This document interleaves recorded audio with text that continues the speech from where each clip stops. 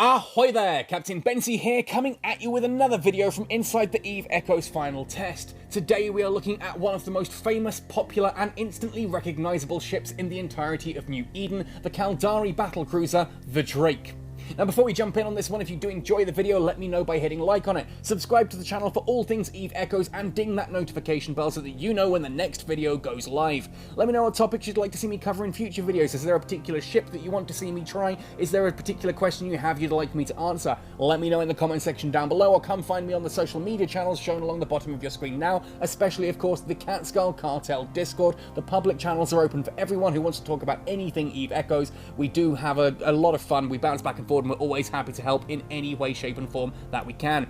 Speaking of help, if you do want to go the extra mile and help support this channel, you can do so by coming over to Patreon. Pledge away there. Honestly, every dollar really helps, and I'm always humbled by any dollar that anyone does pledge to help support this channel. Thank you ever so much to everyone who has done so. Right, that said and done, let's talk about the Drake. Now, the Caldari Drake is also a bit of a meme ship. Once upon a time, this thing used to be so reliable, so over-the-top good at everything that everyone had one. It did get some nerfs and brought it back into line with other ships of a similar tech level, but the meme to this day still remains. Of basically, whenever someone says, hey, let's fleet up, the meme is, hey, can I bring my Drake? Well, yes, today, I'm going to be bringing my Drake.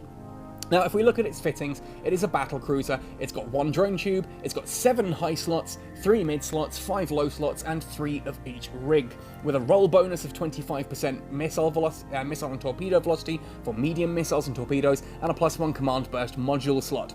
Now, if we head down as well, for every point you have in advanced medium missile torpedo upgrade, you get an additional 10% missile torpedo kinetic damage, and the same for thermal, up to obviously a maximum of 50% on those, which is pretty big damage bonus. Battlecruiser Command also will give you, for each level, 4% shield resistance, so that's a 20% shield resistance increase if you have Battlecruiser Command at level 5. Stats-wise, of course, this is a fairly slow ship, low warp speed, very low flight velocity, but an absolutely massive power grid with decent capacitors as well. Good size cargo hold for something for a battle cruiser. Ultimately, it's not a cargo ship, but it does have a lot of space on it. Shields are what you would expect from it too. If we look at the defences, you can see 9711 for the shield hit points, 5358 for armour, and 5185 for structure. That of course means this is a shield tank. We are going to be fitting it, of course, to deal with shield tanking. Now, straight up and down, we're going to start by actually having a look at the low slots then. Here I have a Mark V medium shield booster and a Mark V medium shield extender. That's just how I'm going to be repairing my shields against any incidental damage that I take. We are going for a kind of kiting missile build here, looking at the Kestrel on a much larger scale, basically. So on the other side here, we have a Republic Fleet medium micro warp drive, just to really give us that extra punch. There you can see that's going to up the flight velocity by 508% when it's activated, but it does use a lot of the capacitor, a lot of energy, and does make the ship very easy to hit whilst it's doing so. Below that as well though, of course, because we are a missile ship, we're looking for extra missile damage and range, so we've got missile guidance computers, and we have a ballistic control system. Now, the ballistic control system is basically just to up the damage, as you can see here, damage bonus and damage bonus when activated, whereas the missile guidance computer, that is more about it having an extra velocity, extra flight time, and explosion radius, so this makes it easier to hit things at longer range. And that's what we're going for there. Now, drones, ultimately, I've got a Mark 7 Valkyrie parked in here at the moment. Drone control range of this ship is only 25 kilometers. I don't expect to actually be able to use the drones all that much, but if something does get within, the extra firepower there is pretty nice. Now, this whopping 353.2 DPS comes mostly from the missiles. As you can see, the missiles here, 336.47 DPS, and that's because I have fitted 4 Republic Fleet medium rapid missile launchers. I didn't have enough to get all 7, so there are 3 Mark V medium rapid missile launchers as well. Now, why the medium rapid missile launches? Well, ultimately, again, this comes down to both the range of 30.25, the single hit damage is respectable, but it is the fast speed and explosion radius. I can actually hit small moving targets, small fast moving targets like frigates and destroyers. Whereas if I were to open this up and to compare from a Republic Fleet medium rapid, I should have some Republic Fleet medium missiles. There we are. You see here, these have a much slower explosion velocity and a larger explosion radius. Yes, they do more damage, but that is mainly going to be useful if you know that your primary targets are going to be things like cruisers, battlecruisers, and indeed battleships. I know I'm going to have a bit of a mix where I'm going, so I want to be able to hit the small things as well. That's where the rapid missile launchers come in. Alright, so we've had a look at the fittings and that. You can see here the main skills you're going to be wanting with this are, of course, Battlecruiser Command and Advanced Medium Missile Torpedo Command. Was that Command or was that Upgrade? I've completely missed that. That is Upgrade, so it is Upgrade. So if we go across to Skills now, and down into Weapon Technology and Missiles, the one that you're getting the bonuses from here is the Medium Missile Torpedo Upgrade, but at Advanced level. I don't have that trained yet. I don't have enough skill points to train into absolutely every single one of these ships that I'm showcasing to you guys, but I do love Drakes, so this is probably one that I will train into eventually. In fact, let's spend the 3.5 million ISK there, so that I can bookmark that ready. Can I start training? No, my queue is full. But what this does ultimately here, you can see torpedo damage, torpedo flight time, and torpedo velocity. That adds extra range to this, which in any form of missile kiting build is always going to be very useful. The medium missile torpedo operation, which is the other bonus that is going to affect these, is just straight up damage and a reduction to the explosion radius, which means that, again, it's more damage. You're more likely to hit firmly. Other weapons, obviously, we don't need to worry about any of the other weapon types on here. You might want to put some skills into drone, especially if you're going to just go for like a big kite and you want your drones at maximum range. If you do that, of course, you're probably going to want to go into your rigs and add on some drone range modifiers as well, so that those drones can actually keep pace with you. And in fact, that said, I think we've got some spare, so you know what? I'm going to go and grab those now, fit them, and showcase them in action. So we need to scroll down through the corporation hangar. Lots of very nice gear down in here, which we're going to go past. Still no blasted warp disruptors though, which is always a problem. Drone control range augmenters. There we are. I only want 3 of these. I'm going to take, therefore, 3. Could have split it 1 as well, because there's only 4 of them. Move to the item hangar. Now, I'm not going to fit these to active ships directly because they will overwrite each other, which is just not fun at all. So if we go in here, down to drone control range augmenter, confirm, that's basically the game saying, oh, by the way, if you're putting this over another rig, you are going to lose the previous rig. So there we are. Drone control range augmenters, 5 kilometers additional drone range for each of those, so that's now 15 kilometers extra drone range. So if I come out of rigs back to the front and have a look at the Valkyrie here, that's now 40 kilometers, which when we look and compare that up here, means perfect. I'm going to be able to kite at a comfortable 30 kilometers, up a little bit more if I need to by using the computer. Alright, anyway, it's time for us to undock and have a little look, see what's going on here, and give this an actual try out in the field.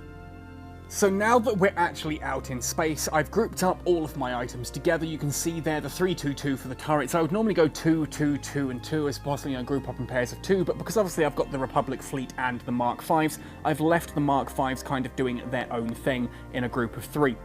Let's have a look at the cosmic anomalies. There is an Angel Small anomaly. Let's go in on that one. Now, because I'm a Battlecruiser, fairly slow moving, and I want to kind of look at a kite build, I want to go in at about 30 kilometers. So what we're going to do, I'm hoping that's not an approach. No, that was a warp. Good. You'll see how slow a Battlecruiser is. Now, obviously, I've said this before in the Hurricane one, Hurricanes are actually quite fast for Battlecruisers. Drakes are fairly standard. Just the weight at which they turn, the slow warp speed of like 2.7 being the maximum they can hit. To me, I just find Battlecruisers so slow and ponderous, and it's almost offensive. I'm used to fast-moving frigates and destroyers, so Battlecruisers to me, I struggle to be in them for too long. I just feel like not much is going on. Anyway, so here we are out in space. Actually, I've come in a lot closer than I would have liked to those. Okay, so let's lock on and start moving outwards. That Vigil is going to be what I would suggest is the main problem first off, so let's kite to about 32 kilometers, get all of those missiles on, get the drone out, and do what it's going to do. And of course, the game's going to target the Stabber for me first, but you can just see the sheer amount of damage that did in one straight hit, and that's without even having the boosts on. I'm going to put those on now just to showcase, where now we'll have a look if I can get it to pull up. The long press on here should give me the turret. Come on! It's a little bit finicky sometimes trying to get this whilst you're out in space, but I should be able to long press on there. There we go. 30.25 kilometers. That's because now the computer has actually switched itself off, annoyingly. But there we go. You can see the sheer amount of damage that this thing's able to kick out. That Gistum Stabber stands no chance, really. That's just against another cruiser. Now, of course, if I go down to, once this is dead, moving on to focus firing onto these, I've come out a little bit of range of the missiles. Need to go into about 25 kilometers. 32 is the maximum I really want to be at. Anything further than 32 is going to cause problems. Focus fire back onto that Stabber. Move in with the micro warp drive. You can see with the micro warp drive active, I do actually have a pretty decent movement speed of around 800.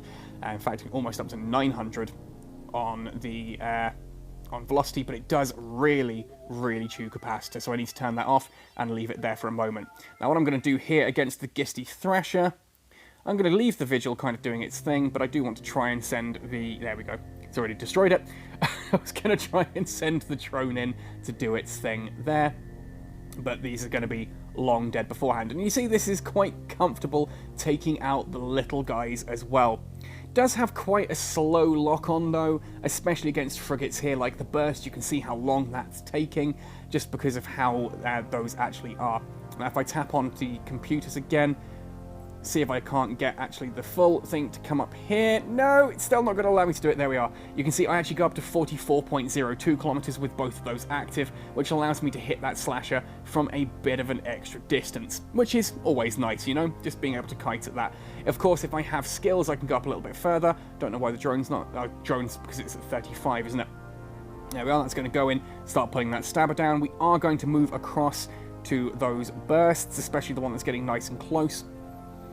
Just because once that gets within a certain range, it could start being problematic. I know it's only a burst, but still, they can be difficult to hit, and with how slow a Drake moves, the last thing I want to do is have to warp out and warp all the way back in again. But oh, there go the missiles. Oh, the damage on those things. You see why I quite like Drakes. Drakes are a good, fun little battlecruiser. Because they can take those missiles on there, because you can put the rapid missile launchers on them, you can actually use them to take out smaller targets, which is the problem with most battle cruisers. Like the Hurricane, when I use that, I love the Hurricane to pieces, but my goodness, when things get up close and personal, it really does become problematic. And crikey, I'm getting lots of new applicants. If you're watching my video and seeing this, do be aware that I'm saying hi. Obviously, I'm recording at the moment. I can't accept any invites at this point in time. Recent patch does seem to have actually fixed the corporation limit, which is quite nice. Had loads of applications for the corporation. We got the skill all the way up to 140, even though we only had 94 people in the corporation. It was telling me, you've gone over the limit of 50, so we can't add more in. I'm like, but I've trained, I've spent all the skill points. Why won't you let me do this? But there we go. I will start adding some more people in, especially what with the test being a little bit longer. Anyway, I think that is the end of that small anomaly. We have killed everything very comfortably, almost no damage at all. I certainly didn't need to even touch the shield boosters, etc. Let's have a look at loot. Yeah, there we are. Everything's there, ready for me to loot. Awesome. Well, I'm going to get on with that, and obviously being in a battlecruiser, this is going to take me a while, so I will leave this video there.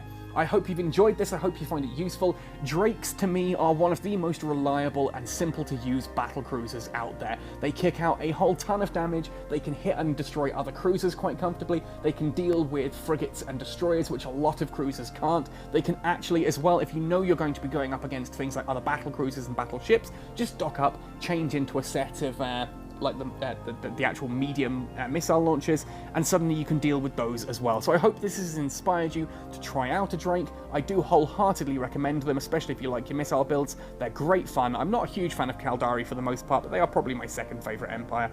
But yeah, anyway, give them a go. Let me know if you like using Drakes. Let me know your thoughts and opinions on them down in the comment section below. You know the drill by now, guys. Thanks ever so much for watching, folks. Happy sailing, and see you in New Eden.